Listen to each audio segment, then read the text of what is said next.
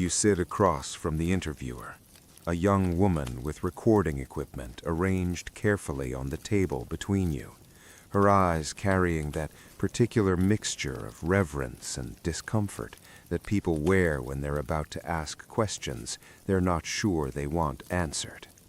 The room smells like institutional coffee and old carpet, a conference room in a hotel that hosts veterans' reunions and historical society meetings, places where the past gets gathered and documented before it dissolves completely into the silence of graves. August 2014. You are 93 years old, a number that feels abstract, disconnected from the person you remember being, the boy from Alabama who lied about his age to enlist, who thought war would be adventure, and learned instead that adventure is just a word people use when they don't want to say horror. You are not sitting in this room, not yet, but you will be. First, you need to understand what it means to carry 70 years of memory, to wake each morning with fragments of 1944 surfacing unbidden, faces of men who died beside you appearing in the moment between sleep and waking, their features more vivid than the faces of people you met last week, because trauma engraves itself differently than ordinary experience, burns itself into neural pathways with the permanence of scar tissue. You are not one person, but a collection, the boy who enlisted, the young man who killed, the soldier who survived, the veteran who tried to forget, the old man who discovered that forgetting is impossible and perhaps shouldn't be the goal anyway. Your hands shake slightly, not from age alone, but from the accumulated weight of holding things, of squeezing triggers and carrying bodies and gripping the edges of foxholes while artillery walked its way across landscapes that used to be farmland before war turned them into graveyards. The interviewer starts with easy questions. When did you enlist? Where did you train? What unit did you serve with? You answer mechanically, dates and places that have been repeated so many times they've become rehearsed, facts that carry no emotional weight because emotion has been carefully excised through decades of telling the same story the same way. You enlisted in 1942, 17 years old, but claiming 18 because the recruiter didn't look too closely and the military needed bodies more than it needed accuracy. Training was at Fort Benning, Georgia Heat and drill sergeants, learning to march in formation and fire rifles, and believe that you were preparing for something glorious rather than something that would hollow you out and leave you walking through the rest of your life like a ghost, inhabiting your own body. You were good at it, the training, the physical demands, the transformation from civilian to soldier. Your body was young, adaptable, capable of running miles with full pack, of doing push-ups until your arms trembled, of absorbing punishment and calling it preparation. Then Europe, the crossing on a transport ship packed with soldiers, bodies pressed together in holds that smelled of vomit and diesel fuel, the ocean rolling beneath you for days until you forgot what it felt like to stand on ground that didn't move. England first, staging areas where you waited for orders, where the war felt distant and almost theoretical, something happening somewhere else to someone else. Then Normandy, June 6th, 1944. D-Day, though you didn't land on the beaches during the initial assault, but came days later when the beachhead was supposedly secured, when the worst was supposedly over. But the worst is never over in war. It just changes location, moves inland with the advancing troops, follows you through hedgerows and ruined villages and forests where every tree might hide a sniper. The interviewer asks about combat, her voice careful, using euphemisms like engagement and action instead of words like killing and dying. You pause, not from reluctance exactly, but from the need to choose what to say and what to leave unsaid, because some experiences don't translate into language that civilians can process, because describing what it feels like to shoot someone requires admitting things about yourself that polite society prefers not to acknowledge. You tell her about the first time. A German soldier, younger than you if that was possible, his uniform still clean in a way that suggested he was new to the front, his rifle raised but his hands shaking with the same fear that was making your own hands shake. You fired first, not from courage, but from the animal reflex that training had instilled, the muscle memory that bypassed thought and conscience. He fell, not dramatically, but simply, like a puppet with strings cut, and you stood there waiting to feel something, waiting for the guilt or horror or satisfaction that movies suggested should accompany killing. But you felt nothing, not immediately. The nothing was worse than feeling would have been, suggested something broken inside you, some moral circuitry that should have produced remorse, but instead produced only the practical observation that he was dead and you were alive, and that seemed like the only thing that mattered. The feelings came later. The feelings came later, not in combat, where they might have been useful, where emotional response could inform decisions about cover and firing angles and whether to advance or retreat.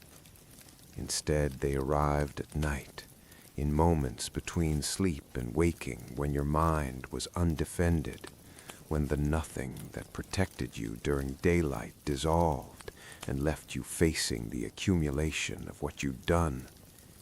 The German soldier's face became a fixture, not changing, not aging, forever young and forever falling, a permanent resident in the space behind your closed eyes. You killed others after that first one.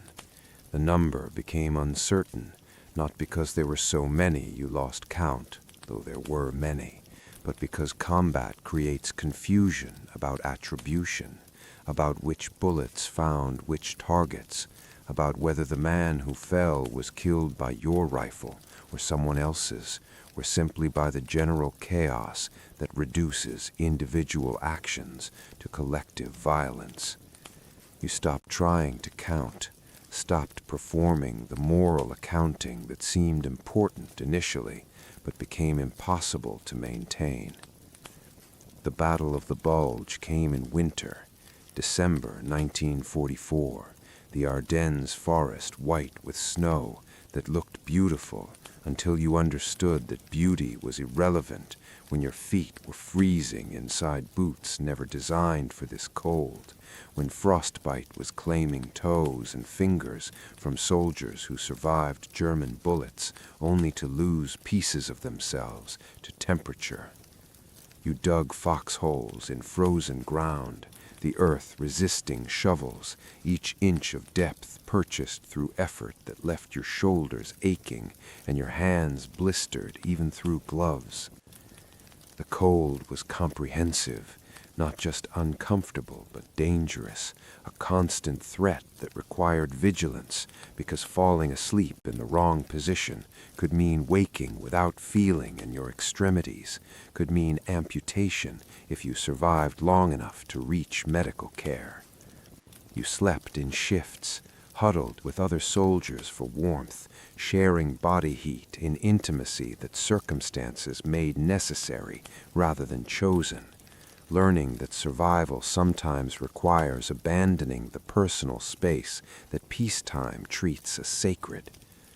The Germans attacked, through fog that reduced visibility to meters, through snow that muffled sound, until artillery arrived as surprise instead of warning. You fired at shapes, uncertain whether they were enemy soldiers or trees or the phantoms that exhaustion and fear create in peripheral vision. Some shapes fired back, muzzle flashes in the white darkness, the crack of bullets passing close enough that you felt their wake, the thud of impacts in snow and earth and sometimes flesh. Men died around you. Morrison, A kid from Ohio who talked constantly about his girlfriend, who carried her picture wrapped in oilcloth to protect it from moisture, who took a bullet through the throat and drowned in his own blood before anyone could apply pressure to wounds that were too catastrophic for pressure to matter.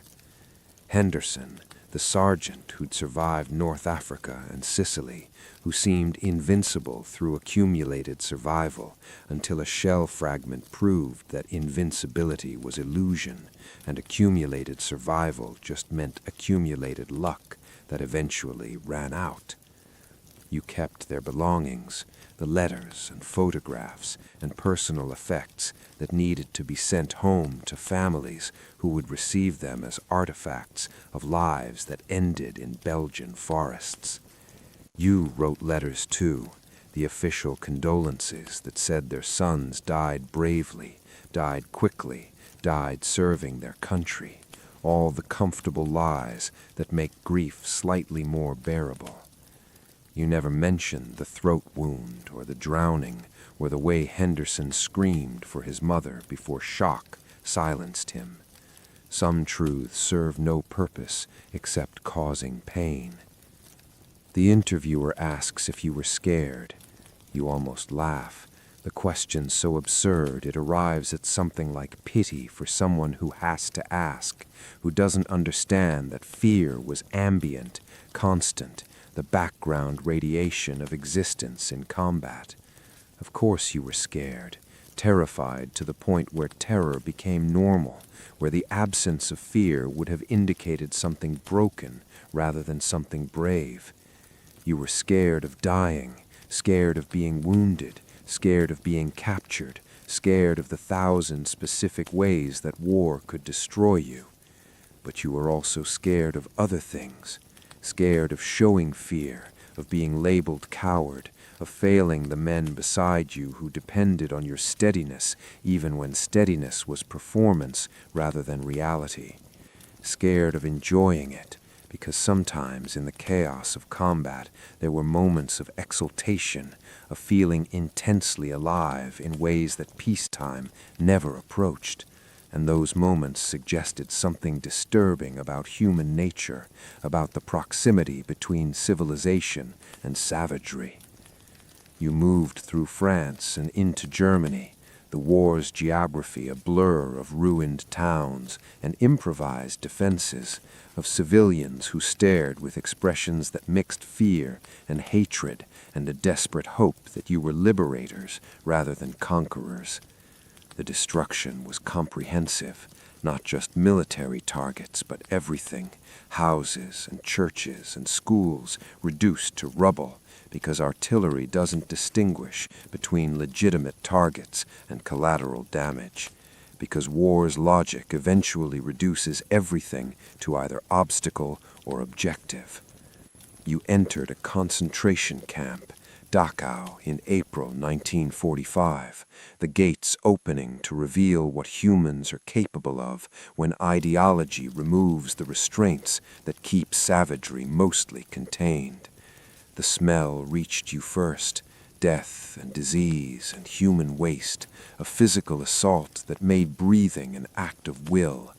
Then the sight, prisoners who looked like animated skeletons, bodies that should have been dead but somehow continued existing, eyes that had seen things that destroyed the possibility of ever seeing anything else normally. The bodies were stacked like cordwood, neat rows that suggested organization even in atrocity, the final efficiency of a system designed to process humans as though they were raw materials to be consumed and discarded. You walked among them, among the living who looked dead and the dead who had recently been living, your rifle feeling suddenly irrelevant because what good was a weapon against horror that had already happened, against suffering that no amount of shooting could undo or avenge adequately. A prisoner approached you, walking with the careful gait of someone whose body no longer reliably obeyed commands, whose muscles had been consumed by starvation until movement required negotiation with systems designed for adequate nutrition. He spoke words you didn't understand because your German was limited to commands and curses, but his eyes communicated what language couldn't, the desperate need to be seen as human by someone who still remembered what human meant. You gave him your rations, chocolate and cigarettes, and the concentrated food packets that soldiers carried, watching as he ate with the focused intensity of someone for whom food had become theoretical, for whom the concept of satiation existed only as memory. He vomited, his stomach unable to process the richness after months or years of inadequate nutrition, the refeeding too sudden for a body that had adapted to starvation. You learned later this was common, that liberating concentration camps required care and feeding because kindness delivered wrong could kill as surely as cruelty had been killing. The German guards were still there, some dead from prisoner uprising or American bullets, others alive and terrified, understanding that liberation meant reckoning, and reckoning would not be gentle. You watched soldiers beat them, not officially, not under orders, but in the spontaneous violence that emerges when people encounter evil concrete enough to touch. You didn't participate, not from moral superiority, but from numbness, from the understanding that beating guards wouldn't resurrect the dead, or restore health to the dying, or erase the reality of what had happened in this place. The war ended weeks later.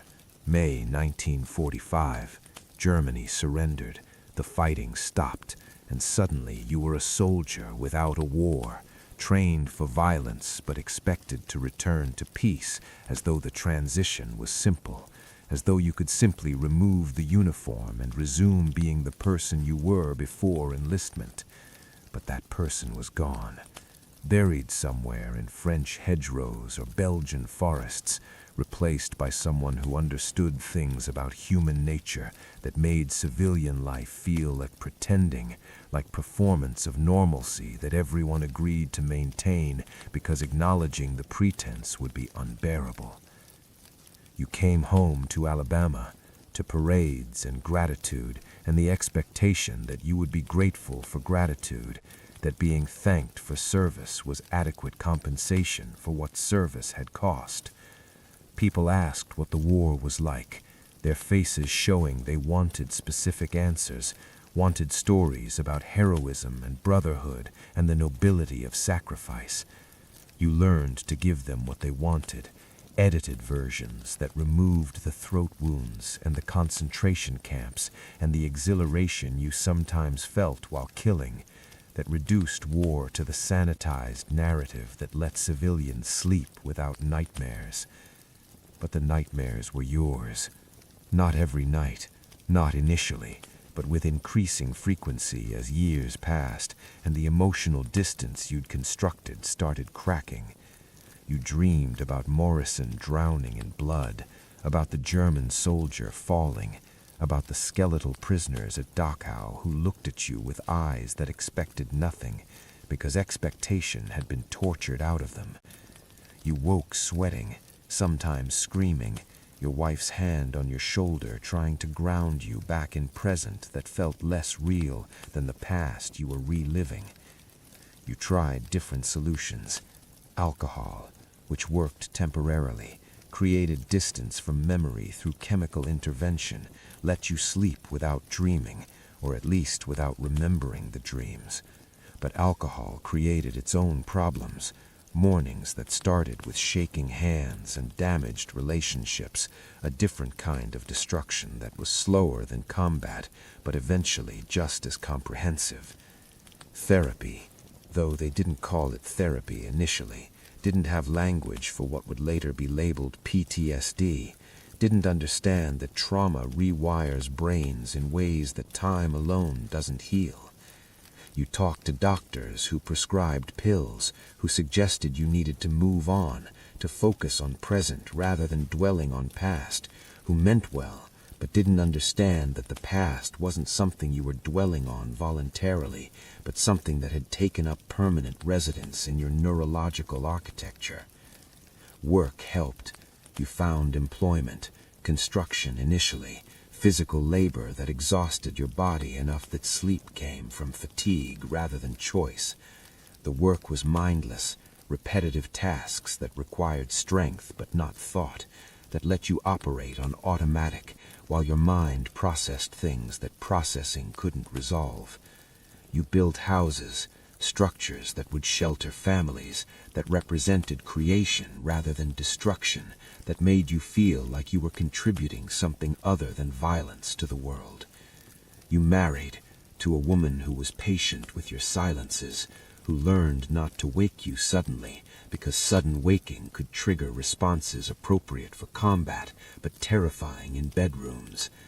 You had children, watched them grow without telling them about the war beyond basic facts, without burdening them with knowledge about what their father had done and seen and survived.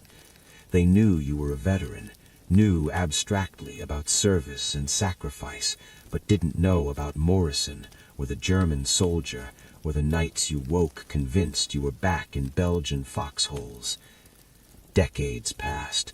The war became history, something students learned about in textbooks, dates and battles reduced to paragraphs, the human experience of millions compressed into chapters that mentioned D-Day and the Battle of the Bulge without conveying what it felt like to be there, to be cold and terrified and trying to kill other cold, terrified people before they killed you.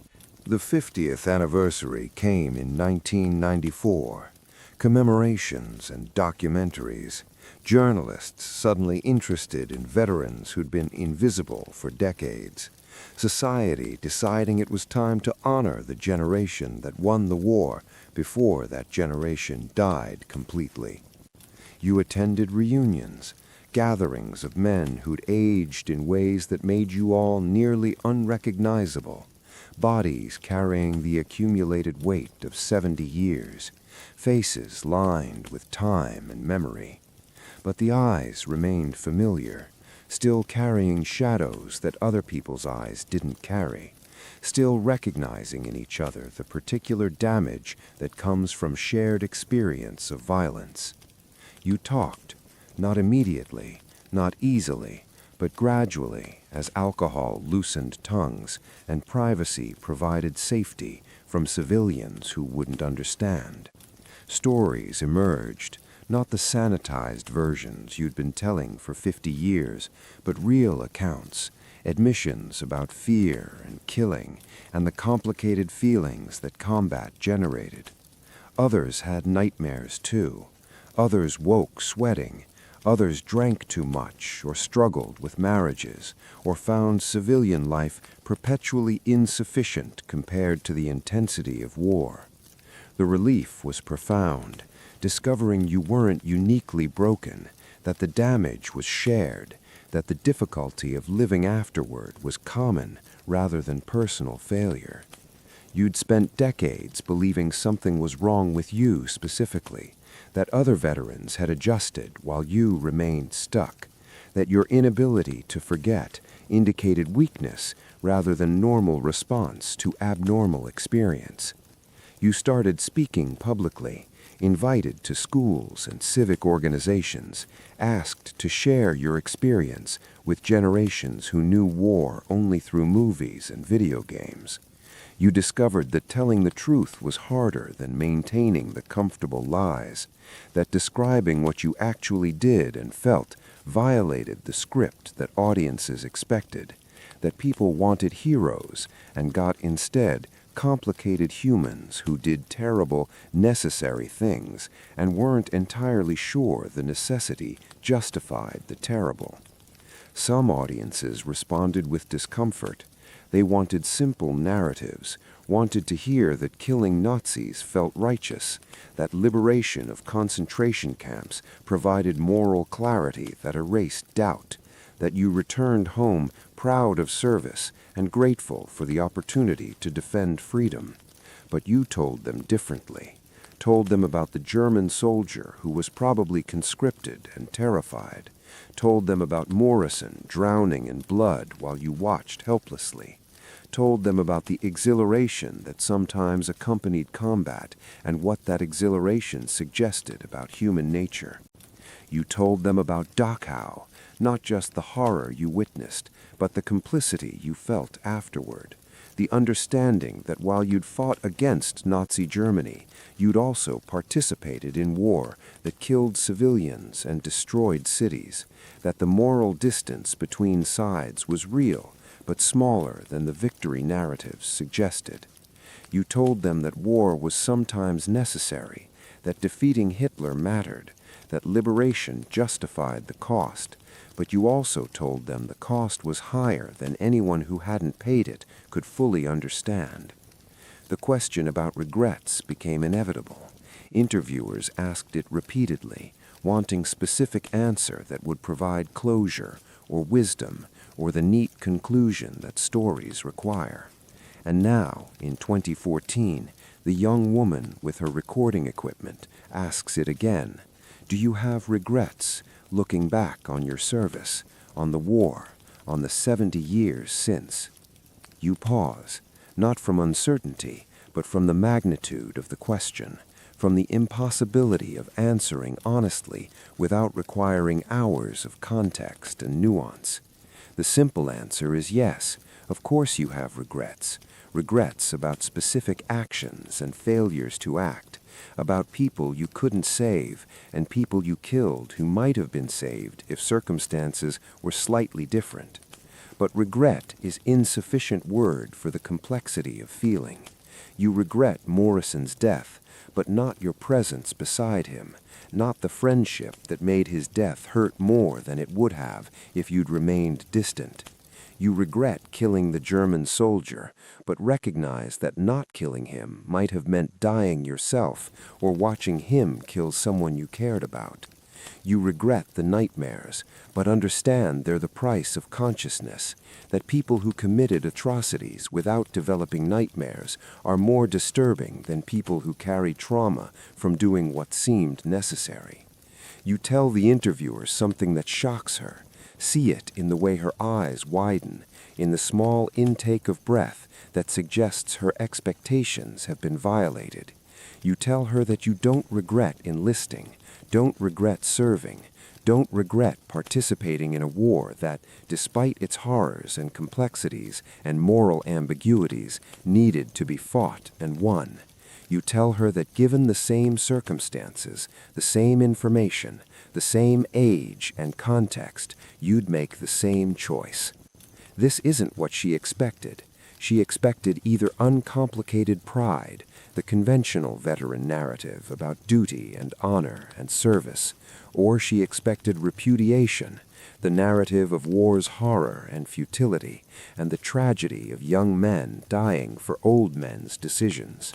But you're offering neither, offering instead the uncomfortable truth that war was simultaneously necessary and catastrophic, that it needed to be fought, and fighting it destroyed everyone who participated, that both things are true simultaneously without contradiction.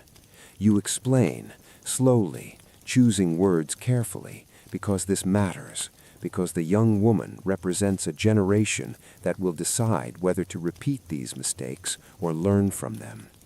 You explain that regret requires alternative, requires the ability to imagine different choice that would have produced a better outcome. But you can't imagine not fighting Hitler, can't construct a scenario where Nazi Germany continues existing, and that's acceptable, where concentration camps continue operating, and that's preferable to war. So you don't regret the fighting, but you regret that fighting was necessary. You regret that fighting was necessary. Regret the world that created conditions where Hitler could rise, where nationalism could metastasize into genocide, where ordinary people could participate in atrocity or stand aside while atrocity happened. You regret the failures of diplomacy and leadership and human decency that made war inevitable rather than one option among many.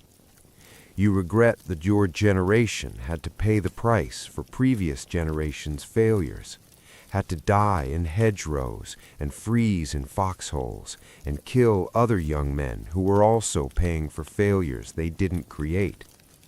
But regretting necessity doesn't mean regretting response.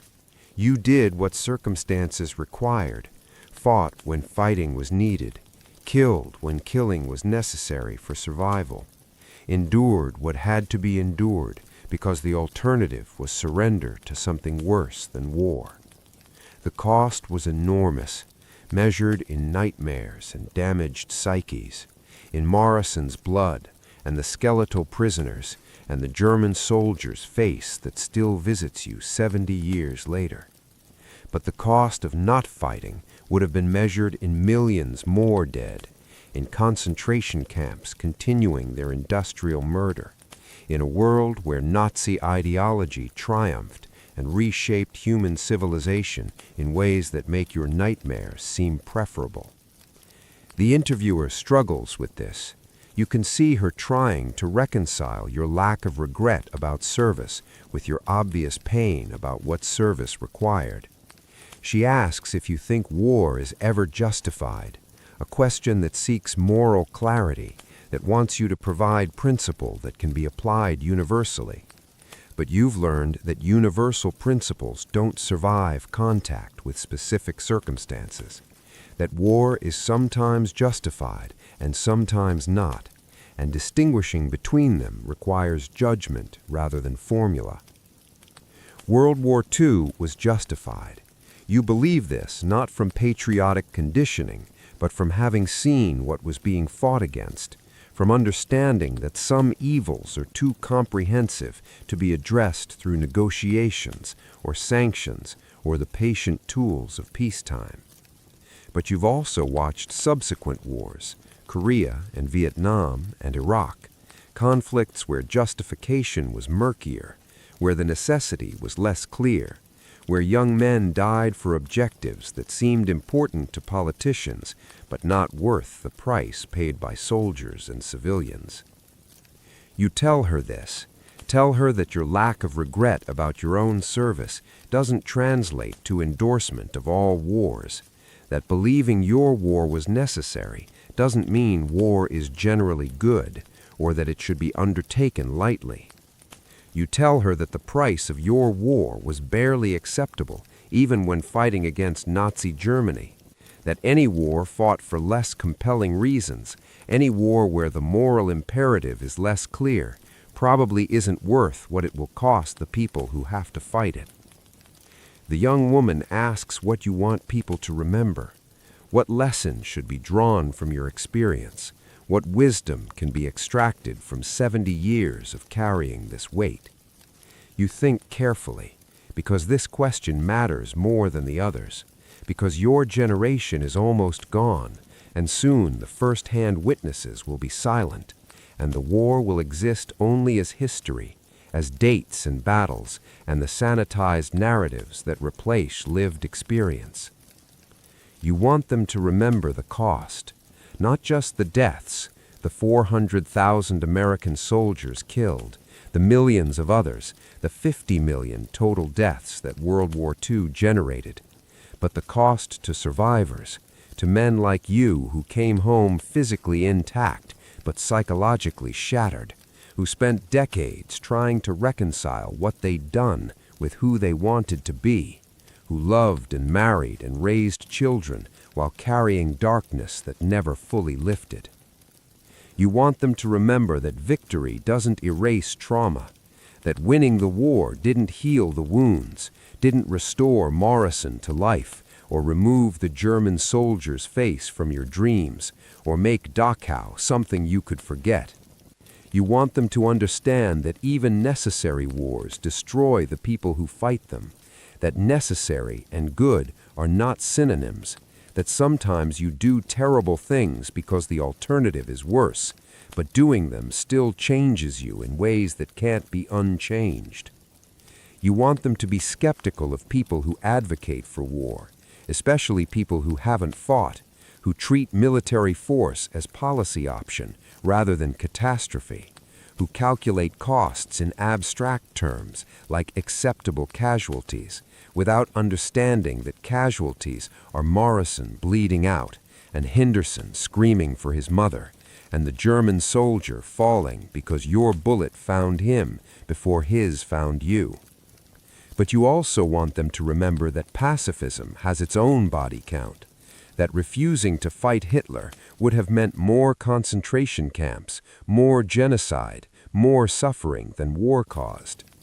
You want them to understand nuance, to recognize that war is terrible and sometimes necessary, that these truths coexist without contradiction, that the goal should be avoiding war through all reasonable means, but being willing to fight when avoidance means permitting atrocity. The interviewer asks her final question. What would you say to your younger self, to the 17-year-old boy who lied about his age to enlist, who thought war would be adventure? You smile, not from happiness, but from the irony of imagining that conversation, of trying to warn someone who wouldn't listen, who couldn't understand until experience taught him. You'd tell him the truth, that war is worse than he imagines, that the nightmares will last longer than the combat, that he'll carry Morrison and the German soldier and Dachau for the rest of his life. You'd tell him that enlisting will cost him pieces of himself that can never be recovered, innocence and certainty, and the ability to sleep without dreaming about blood. But you'd also tell him to enlist anyway, because despite the cost, despite the trauma and the nightmares and the 70 years of carrying darkness, the war needed to be fought. Hitler needed to be stopped. The concentration camps needed to be liberated. And stopping him, liberating them, required young men willing to pay the price that you paid. This is what shocks people. Not that you lack regret about specific actions, but that you lack the fundamental choice to participate, to volunteer for something that destroyed part of you in service of something larger.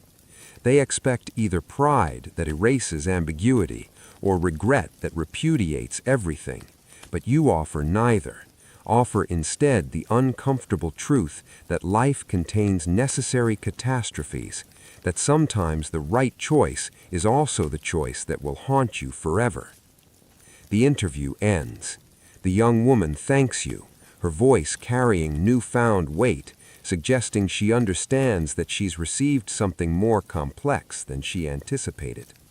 She packs her equipment, the recording that will be transcribed and archived, your voice preserved for future generations who will listen and try to understand what it meant to be young during history's largest war. You sit quietly after she leaves, 93 years old, body failing in the way bodies do when they've been used hard for nearly a century. You think about Morrison, wonder what he would have become if the bullet had missed, what life he would have lived, what grandchildren he might have raised.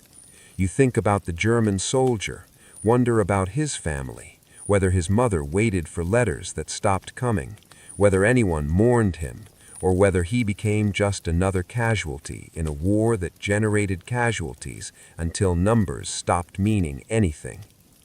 You think about the question you weren't asked, but that matters most. Was it worth it? Not the war in general, not abstractly, but your specific participation, your specific suffering, the specific price you paid and are still paying 70 years later. But necessity doesn't wait for fair pricing, doesn't offer comfortable alternatives or guarantee that sacrifice will be adequately rewarded. Necessity just is, demanding response, indifferent to whether responding will damage the responders. You responded, did what your generation was called to do, paid what the times demanded be paid. And now, 70 years later, you sit with the bill still coming due. Nightmares and memories, trauma that modern medicine understands better but still can't fully heal. You sit with the understanding that you did terrible, necessary things, killed young men who probably didn't want to die, participated in destruction of cities and infrastructure, contributed to a war that killed 50 million people, even though killing 50 million people was somehow preferable to the alternative. This is the truth that the young interviewer struggled to accept, that heroism and horror coexist, that the same actions can be simultaneously justified and traumatizing, that you can be proud and damaged and regretful and certain all at once without contradiction. The human mind wants simplicity, wants clear categories of right and wrong, wants veterans to be either proud warriors or broken victims. But you are both and neither, a man who fought a necessary war and was destroyed by fighting it, who would make the same choice again, wishing desperately that the choice hadn't been necessary. The recording ends. You return to your world, your choices that seem significant until measured against choosing whether to fight Hitler, your regrets that seem heavy until compared to carrying 70 years of combat trauma. The old veteran proved that some questions don't have simple answers, that asking if he had regrets missed the complexity of living with necessary catastrophe, of choosing righteously and being damaged by the choice.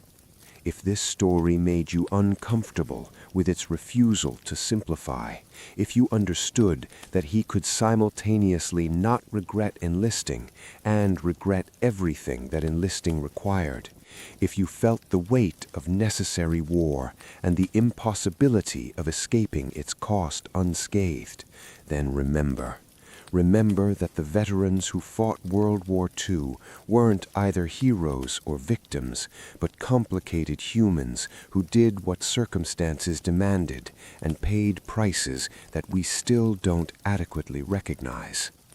Subscribe if you want more stories that resist easy conclusions, that explore how humans navigate impossible choices, that acknowledge we can be right and damaged simultaneously, that understand history isn't simple and the people who lived it are even less simple.